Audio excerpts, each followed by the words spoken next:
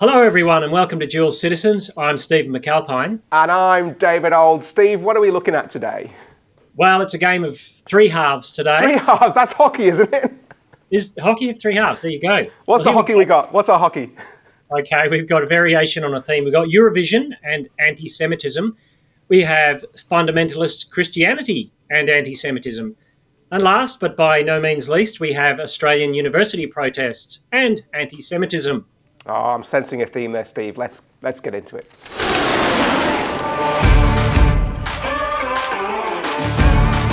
Well, here we are with the first third of our halves, and we're looking at the Eurovision Song Contest, which has been recently, and anti-Semitism. Eurovision, it's a big thing. It's gotten bigger over the last 20 years. What happened to Eurovision since I watched ABBA win with Waterloo all those days ago? Did you watch it, David? Was it worth it? Did I watch ABBA? That was when I was born, mate. So maybe you were alive. I wasn't. Yeah, we watched it. We did the very Australian thing. We sat down on Sunday evening, the evening afterwards, and watched it on replay. And the great thing about that was we could skip through every single song after about 20 seconds. And I got to tell you that makes Eurovision so much more watchable. It has gone a long way, hasn't it? I can remember watching Eurovision in the 80s in the UK, and it was all sort of a bit poppy. And I think I watched Spears winning it with Making Your Mind Up. And then the 90s were glorious. And the 90s probably with the introduction of camp into Eurovision. The gay thing became a little bit more obvious, and in the 2000s they got bolder. And now we've arrived at 2024 with this. It's not gay anymore. I'm inventing a new term, Steve. It's agro-queer. Yes. A lot of angry queer people pushing their agenda really, really, really hard. Yes, and look, it seems to have gone past the days of, a bit like watching Bridget Jones' Diary, get your Tim Tams in your pajamas and sit on the couch together. It's now got a message, and it's now got a hostile message. And one artist in particular got a lot of attention, and not simply because of their costume. What happened there? So Israel's entry, Edan Golan, I think I've said that right, she had a song called Hurricane. Now, it was actually a reworking of her original song, which was all about the October 7th attacks, massacre, let's call it for what it was. Eurovision said, look, that's a little bit too political for us, unlike all the other political stuff that they have there. And so she rewrote this song and called Hurricane, still clearly about the issue. A really, really good song. Just turns out if you're Jewish, you can't be at Eurovision because you're evil and you're killing all the Palestinians. So huge protests about it. Loads of crowds outside, people at her hotel outside making a racket. She had to have extra security. Just absolutely crazy. Just obviously the spillover from the Gaza war arriving at Eurovision, and also some other competitors very upset that she was there as well. So getting along with the bandwagon as well. And who was that in particular? There was one kind of... Greta Thunberg showed up, right? Oh, you mean which of the competitors? Well, the Danish one got eliminated. He got disqualified. It looks like he had a bit of an upset one of the rehearsals, presumably about this thing, because he'd been very upset about it in the media before. Some of them afterwards. The Irish entry, Bambi Thug, weeping in the cameras afterwards, saying just how hard it had been for them all. We might come back to that, just how hard it was. How hard it had been for them all because an Israeli person was singing there. Well, this comes back to our how do you get triggered by things? It seems a long way from Waterloo, but they met their Waterloo. One of the interesting things, Greta Thunberg was there. How was global warming going when everyone turned up for that? Interesting. What has this got to do with Greta Thunberg's main topic of global warming and climate change? Not very much, you would have thought, except that this was just pouring more and more carbon, wasn't it, into the atmosphere. But what it actually shows is actually what's really going on here, Steve, which we keep talking about, which is this critical theory coming in. And again, it's oppressor oppressed. And so if that's the paradigm you're functioning under, you just apply it to this issue of the Gaza war, and lo and behold, Greta Thunberg then arrives, and there she is, and she's part of the protest. She got arrested though, didn't she? Because she couldn't. Bambi Thug, right? So Bambi Thug, to me, didn't look like the kind of person that would flourish in Gaza. at any No, Really? she calls herself non-binary. The Irish entry, she calls herself non-binary. I want to be very clear about that because, wow, she still looks very, very feminine, even in the sort of goth, almost satanic makeup. The lips are pronounced, and the eyes and everything, and are there, giving the game away. Not even pretending anymore with her name, Bambi Thug, and So it's what just about angry. Yeah, that's the angry, right? So it feels like every event is just a way to show how divided we've become. Because talk us through the judging process and the patterns where the actual judges from each country had certain votes, but the public vote, which is what makes Eurovision so good, went the opposite way. Tell us about that. Yeah, so it's fascinating. So Eurovision now has this thing where they've had it for a number of years now, where not just a national panel of artists or whoever it is, it's sitting in that little room, deciding for the nation who they like, but now like a public phone vote, and almost like you can only vote 20 times for your favorite artist. It's that kind of thing going on. So at that point you go, it's meaningless. What was fascinating was the jury votes almost consistently gave nothing to Israel. It was clearly one of the, if not the best songs there, just musically. I mean, I'm not a professional in this field, but it just seemed to me just a great song. But the jury votes consistently. The public vote, when the people actually spoke, Israel almost won the public vote. It came only second to Croatia's outstanding entry by the brilliantly named Baby Lasagna. So Eurovision still does deliver when you need it to. But this massive disparity between what the people actually say they wanted, Israel, and what the juries voted for. Now, whether that was their choice, you've got a theory about this, don't you, Steve? I reckon, they just went that way, but what do you reckon? I reckon if you're a public jurist on this issue and you vote even one vote, you're looking at what happened to that Israeli singer and you're going, well, I don't want those people outside my hotel because they will dox me. So I just think it's groupthink at one level. At one level, it is the elite don't understand what people actually think, and there's a divide that way. So it's a microcosm of what we're dealing with. But it's also fear that if we did this to a competitor, we can do it to you, and we can get to you. And everything has shown us that is the case, don't you think? I do absolutely. So it just get with the program, because otherwise you're just going to get swept away by the wave. And I want to go back to Bambi Thug. It was just so hard for us. On the contrary, it was the easiest place for you to be. Everybody fawned over you. Everybody just loved what you were doing. All that kind of stuff. The place was as camp as you can think, more than camp. Just utterly sold into the whole LGBT everything else agenda. It could not have been an easier place for you to be, but you still couldn't cope with this one person and what they represented. Yeah, who seemed a lot braver and a lot more self-assured in the face of thuggery than anyone else. That's right. Well, here's the second of three parts of this half, which just is confusing so many metaphors of sport at one go. But who killed Jesus is a topic that's come up, and it seems to have little to do with Eurovision, but it is sitting with the anti-Semitism space. Dave, why are so many people now asking who killed Jesus, and where are they asking that from? What's going on? It's really fascinating. This has sort of come up the last few weeks, as far as I can tell, and in on Twitter, X, whatever you're going to call it, and as far as I can tell, it's not an open question just being asked. Let's think about this one theologically. Who killed Jesus? Fascinating question. Here's where I think it's coming from, Steve. So there's this political movement of conservatism in the United States, which is by its nature isolationist. So it's asking questions of why should America be involved in, say, the war in Ukraine? Why should America actually be getting involved in the war in Israel? And in order to defend that position, what it does is ask questions about the people that they're supporting. So, it raises questions about Zelensky and is the Ukraine government corrupt? And there's obviously some good questions that need to be asked there about the way they function.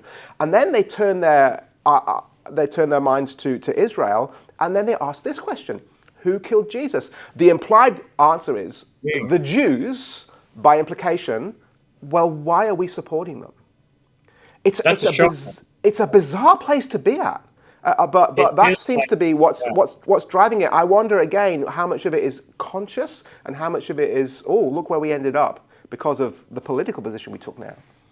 yes, I know that seems odd. It feels like a return to the Merchant of Venice and Shylock, doesn't it? It feels like, what are you saying? This feels like an ancient way of describing the issue from nationalists who seem the opposite of uh, Bambi Thug in many respects. So it's creating some strange bedfellows, this whole issue at the Yeah, moment it in certainly Israel. is, and this is a really sort of, when you see it, a quite glaringly obvious point. You made this to me a couple of days ago, Steve, and I just went, oh yeah, you're right. So what you've got is, you might say, the political right, who are now sitting in league with the political left over this issue. What's managed to unite them? Israel, the Jews. There we go. It's a bizarre moment to be, and possibly one of those moments where you go, ooh, ought to be going, ooh, where have I ended up?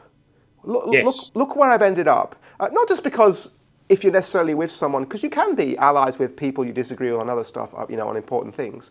But look where this has taken me. Look where my political ideology has taken me. And just a reminder that anti-Semitism, although it is rife on the left, exists on the right as well. It's a spectrum of political belief.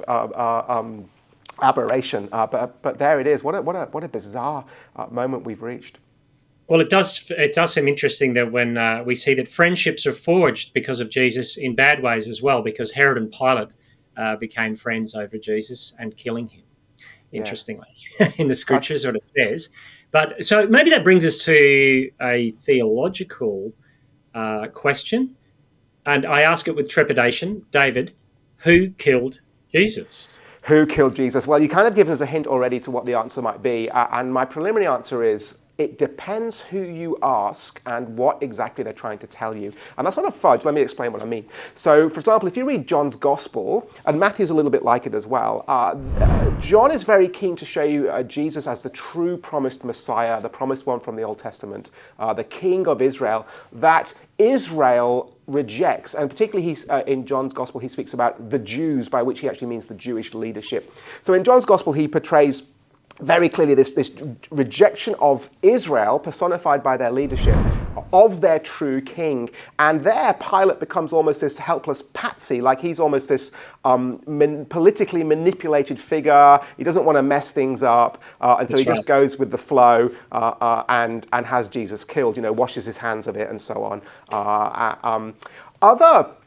Other biblical writers take a slightly different view on the topic, depending on what they're trying to show you. So, for example, Luke, in his gospel, he's far more interested in showing you Jesus as the great savior of all the people, of Gentiles as well as Jews. And to that end, the Romans get, I think, a slightly more a bigger role in the whole thing. But the people you've actually got to ask are the first followers of Jesus. So I think the definitive statement on this is Acts chapter 4. Peter and John have been out in the temple preaching of the resurrection of Jesus. They've been hauled up in front of the Sanhedrin, who've told them to stop doing that, or they get in some serious trouble. And they go back to the believers and they report. Luke says they report back all that happened. And then the believers have this absolutely cracking prayer that you can read at the end of Acts chapter 4.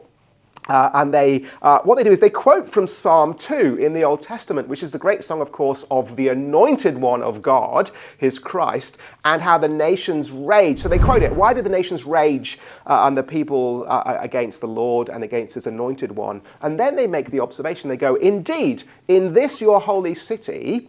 And then they list all the people involved in the crime. So they say, Herod got together with the Jewish leaders and with the Romans. Yes. To kill Jesus. And they add in that great line, they did what your will had decided beforehand should happen. So the first believers' answer is, everybody, the whole world got in on it. As they quote Psalm 2, they go, there is a world that is in opposition to the true God and to his true anointed king. And within that great alliance against Jesus, you can find Jewish leadership who reject the true king of Israel. You can find Gentiles who oppose him in different ways. You can find Herod, the weird in-between. Is he Jewish? Is he not king? Who wants his own thing. But the ultimate answer is God, of course, God the Father killed Jesus, and Jesus went willingly. Why? To take the punishment that we deserve for our sin. Who did God use to do that? Well, he brought in this almighty, we might say, coalition of the willing. And like you said earlier, They were willing, right? They were not yeah, forced their will to do that. That's that's the issue. right. That's And the right. Bible is very clear about that. And they all got together to do it, mate. And that's the answer. So when someone says, who killed Jesus? You've got to say, why are you asking? Do you genuinely want to know, or are you pushing a different agenda? Because when the Bible asks the question, it wants me to see a world in opposition to God and his anointed king. And it's the same world, of course, which that anointed king came to save.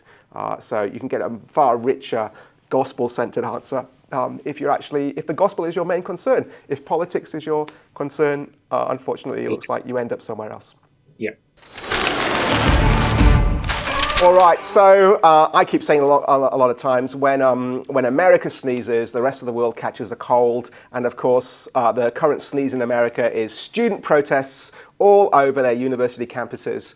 And it's now happening here in Australia. What's going on here, Steve? What on earth is going on? Why are there so many protests now at these universities? Well, I'm in a place where you do catch a cold, living in New Zealand at the moment. And as in everything to do with New Zealand, it seems a little bit more polite here. Even the Palestinian protests every Saturday down in central Christchurch are kind of polite in some respects. Oh, nice. Much more muted. That's New Zealand, I think. In Australia, yes, the universities have taken on exactly what the American universities are doing, and that's protesting hard and very strong external stirrers. So there are professional protesters coming onto universities, and they're setting up camps. But it's moved beyond mere protest. It's moved into threatening behaviour, breaking into lecturers and hassling lecturers face to face, all the while with a headscarf around your face in a way that doesn't give away who you are. It's purported to be about speech. I think there's something more going on. But the university protests are perfectly crafted and designed from what's been taught at our universities. I have to say that. Yeah, absolutely. It fits with what's going on. So let's talk about what is going on there. Why are the administration of these universities almost all of them so reluctant to do anything? A couple, of course, I think Deakin have said, right, enough's enough. But yeah, a couple of them have just they're almost hapless, aren't they, in the face of this? What's going on there? Well, I think they've got a system of we've got to believe in free speech, but they don't have an ecosystem of freedom of association and liberties, etc., to go with it. So the arts departments and the humanities of many of our major universities have literally funded themselves with people who have a critical theory framework. It's the only framework you can have, that the world is divided clearly into victims and perpetrators, and that anything colonial or white, including Jews, funnily enough, are perpetrators. And so administrators, not used to dealing with conflict, who are being paid $1 million a year, as Janet Albrechtson said, don't know how to deal with it because they fear what they've seen in America, where student votes get rid of actual staff, or the pressure anyway. The issue in Australia was that when it was happening, the university administrators asked Mark Dreyfus, the Attorney General, for advice, and he said, you go sort it out. It's interesting that he is a Jew. And he spoke before October 7 last year on the issue of anti-Jewish sentiment on campuses. And now it's blown up. But he's right. Don't come to me looking to solve it for you. This is a university setting. But if you've got a cohort of students who are being taught by lecturers that this is the way to go, and you mix that with a bunch of professional agitators who will agitate for the sake of agitating, that's the heady mix you get. And the administration is afraid to do anything about it. And wanted to pass the buck on to Dreyfus. I mean, that's really interesting, isn't it? They can go to their own legal departments, where I'm sure they've got renowned and esteemed professors who can tell them what the law is on these things. But instead, they want to pass the buck on, it looks like, to someone else. Well done, Dreyfus, for going, no, this is your problem, not mine. Now, and you've hinted at this already, Steve, this hasn't come from nowhere, has it? Is this the critical theory stuff again? We keep talking about it, but it just is driving so many things. Is that what's going on here? Yeah, the default perspective on what the problem with humanity is that it's divided into two camps of a power base of mainly white, Western, Christian, male, hetero, versus a framework of victims on the other side. And you can actually shift people into the perpetrator perspective and big up your own victimhood by what we call intersectionality. Here's how many levels of victimhood I have. And the Jews don't have any levels of victimhood, although living in the center of an area where everyone wants them killed is interesting. So it's critical theory. It's also based around the queering of our culture, that why are the foundation stones of our culture the ones that are? Why don't we replace them with something else that is a different vision of human flourishing? And critical theory is, ironically, highly binary. It has no framework of thinking about it. Now, the Australian Christian Book of the Year last year, Biblical Critical Theory, tried to balance that out and say, hang on, both sides have got problems. The Bible comes in and resolves that by diagonalizing between those two perspectives and says that, yes, there are victims, but you're also a perpetrator. It doesn't let anyone off the hook, the Bible. This issue, though, is around free speech, and I think that you can't have free speech outside the ecosystem of liberal democracy where everyone understands each other from that framework. That is not what we're dealing with now. We're dealing with not only are you wrong, you're evil, and we need to get rid of you. And that's a different. You can't have a speech with a person like that. They're not ready to speak to you. They're ready to do violence to you. That's right. And dare I say it, everything is now black and white. So everything just gets divided into these two things, which is just deeply ironic, isn't it? Just a couple of observations for you, just thinking back to the Eurovision thing. Of all the nations to protest at Eurovision, Israel, who were way ahead on the transvestite thing before all the other nations were, where's the great bastion of the LGBT community, ironically, in the Middle East? Where's the only place to be safe? Why is Dana International a Eurovision champion for Israel? Like a decade before Bambi Thug goes, oh, it's so hard. Israel, and they're protesting. You've now got the whole Queers for Palestine thing, protesting that. So this is the irony of getting that wrong for a start. And then, of course, the selective protest, right? Where were they when we learned about the Uyghurs a couple of years ago, and the literally millions of Uyghurs that the Chinese Communist Party is herding into concentration camps and re-educating? What happened? Intersectionality and critical theory, I think it's a revolutionary movement, and it's based on the hard left from a Marxist critical theory perspective. So that's why you don't see much about that.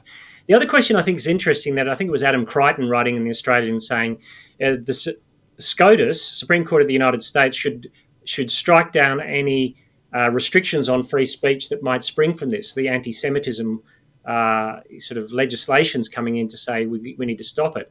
And in one sense, he's right, but the world is different. The world is not the liberal democracy in the West. Freedom of association is a massive issue in Australia at the moment around Christian schools. Yeah. And we're saying, well, we can't touch the freedom of speech thing, but the freedom of association thing, we're just going to strike it down. This is a very delicate ecosystem that can collapse quickly.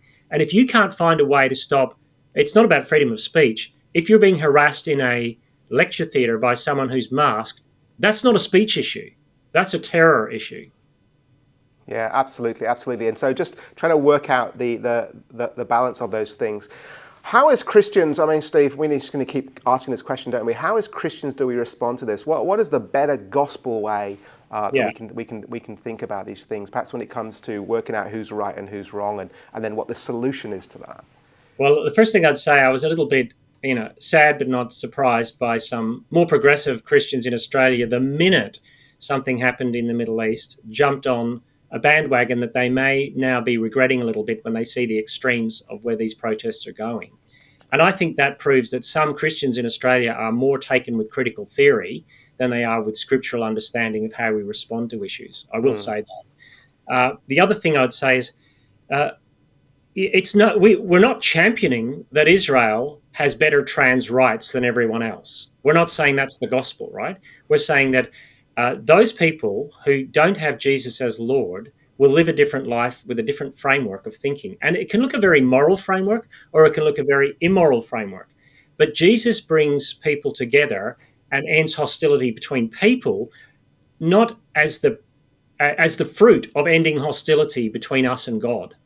And I think the primary issue is that we're dealing with a fruit issue, not a root issue.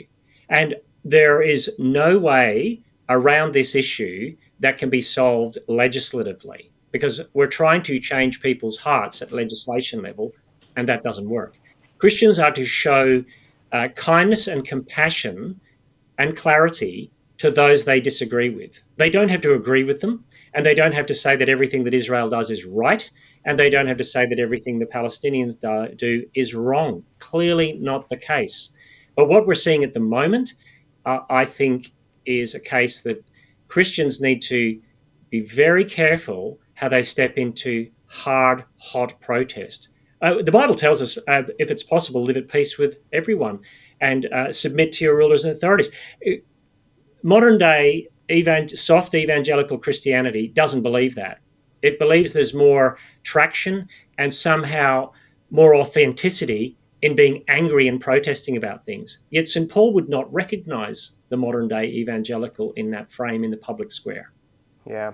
I'm also thinking as well, Steve, the Apostle Paul, the Jew of Jews who became apostle to the Gentiles, shows us, doesn't he, repeatedly in his writing, what is one of the great works of the gospel, that God has brought together one people under one head, the Lord Jesus Christ, and he's done that out of Jew and Gentile and brought them together. And we're seeing so many Christians today who, some deliberately and some just by the nature of what they're doing, just seem to be ripping apart that great, mysterious but now revealed work that God has done. So your Jewishness is not a problem, your Gentileness is not a problem, your blackness is not a problem, actually your whiteness is not a problem. What does Paul say in Galatians to the people that want to make all those things an issue? He just goes, we're now all one in Christ Jesus if we're in Christ Jesus. Maybe time to be reasserting that in the face of some of this horrific anti-Semitism that we've talked about on this show today. Well, and as a pastor, I would say you can't fatten the pig on the way to the market. Start it in small ways in your own church. If you keep falling out with people at a little level, then there's a good chance you'll fall out with people at a big level. And you need to reassess your understanding of the gospel in that light. That's right. So enough protesting on campuses. Let's sort out our own situations first. Indeed. Thanks for being with us on Dual Citizens. If you like what you're seeing and hearing, if it's helpful for you, please do subscribe on the socials, on your podcast, and tell your friends about us.